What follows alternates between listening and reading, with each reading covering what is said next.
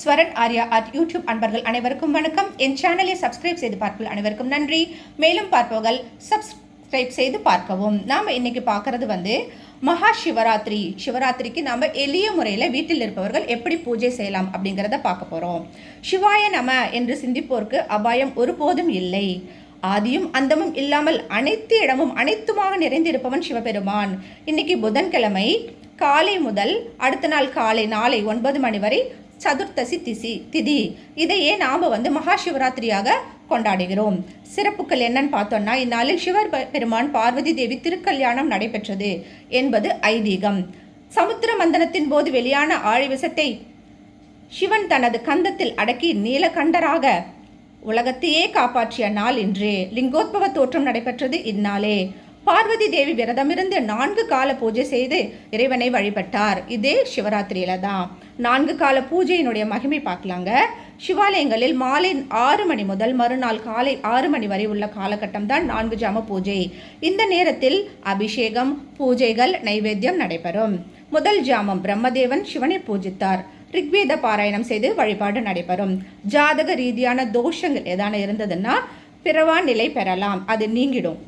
2ஆம் ஜாம பூஜை மகாவிஷ்ணு சிவனை பூஜித்தார். யஜுர்வேத பாராயணம் செய்து வழிபாடு நடைபெறும். வறுமை, கடன் தொல்லை, சந்திர தசை, சந்திர புத்தி நடப்பவர்கள் மன உளைச்சல் குறையும். அபிஷேக நீரை மன வளர்ச்சி குன்றிய குழந்தைகளுக்கு பருக கொடுத்தால் சித்தி சுத்தி உண்டாகும் என்பது நம்பிக்கை. 3ஆம் ஜாம பூஜை பார்வதி தேவி விரதம் இருந்து பூஜை செய்த காலம். சிவராத்திரியின் உச்சக்கட்ட வழிபாடு இதுதான். லிங்கோத்பவ காலம் என்றும் கூறுவர். இரவு 11:30 மணி முதல் 1 மணி வரை சாமவேத பாராயணம் நடைபெறும். சகல பாவங்கள் நீங்கி தீய சக்திகள் அண்டாமல் பராசக்தி அருள் நம்மை காக்கும். 4ஆம் காலம் பூஜை 30 முக்கோடி தேவர்கள், முனிவர்கள், மனிதர்கள், அனைத்து ஜீவராசிகளும் சிவபெருமானை வழிபட்ட காலம். அதர்வன பாராயணம் நடைபெறும். நம் நியாயமான கோரிக்கைகள் யாவும் நிறைவேறும். இல்லறம் நல்லறமாகும். நல்ல படிப்பு, வேலை, உயர் பதவி, புகழ், தொழில் மேன்மை, உடல் ஆரோக்கியம், அவரவர் வேண்டுதலுக்கு ஏற்ப சிவபெருமான் அருள் கிடைக்கும்.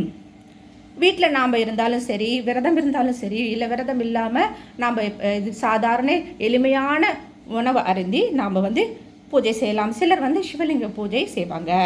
இல்லை சிலர் படங்களை வைத்து இந்த மாதிரி விளக்கேற்றி விட்டு நம்ம பாருங்கள் ஓம் நம சிவாய அப்படின்னு சொல்லிட்டு எழுதியிருக்கோம். பழங்கள் வச்சுருக்கோம். அப்புறம் பாருங்கள் நம்ம நெய்வேத்தியமாக பொங்கல் வச்சுருக்கோம். இப்படி நம்ம ஓம் நம சிவாயத்துக்கு நம்ம விளக்கு ஏற்றியிருக்கோம். இதுக்கு பருப்பு பாயாசம், பாசிப்பருப்பு பாயாசம் செய்யலாம், பொங்கல் செய்யலாம், பால் சர்க்கரை, அவரவருக்கு ஏற்ப அவரவர் உடல்நிலைக்கு ஏற்ப விரதம் இருப்பது சிறந்தது. சிவபுராணம், சிவ திருவாசகம், லிங்காஷ்டகம், 1008 லிங்கம் போற்றி போன்ற நூல்களை படிக்கலாம். மௌன விரதம் இருக்கிறவங்க ஒரு நோட்டில் ஓம் நம சிவாய அப்படின்னு சொல்லிட்டு 108 முறை அல்லது 1008 முறை படிக்கலாம், எழுதலாம். பிறகு பாருங்க, நாம் ஓம் நம சிவாய, ஸ்ரீ பவாய நம, ஸ்ரீ சர்வாய நம, ஓம் ஸ்ரீ பசுபதையே நம, ஓம் ஸ்ரீ ருத்ராய நம, ஓம் ஸ்ரீ உக்ராய நம, ஓம் ஸ்ரீ மகாதேவாய நம, ஓம் ஸ்ரீ பீமாய நம, ஓம் ஸ்ரீ ஈஷாராய நம, பொன்னம்பலம், திருச்சிற்றம்பலம், அருணாச்சலம், மகாதேவ, மகாலிங்க, மத்தியார், சுனேசா. இந்த மந்திரத்தை 6 முறை ஜபித்தா ஓம் நம சிவாய மந்திரம் 108 முறை ஜபித்த பலன் கிடைக்கும். பாருங்கள், நம்ம இப்படி தான் சிவராத்திரி நாம் இன்றைக்கி நாள் முழுதும் நாம் கொண்டாடப்படுகிறோம். ஸ்வரன்.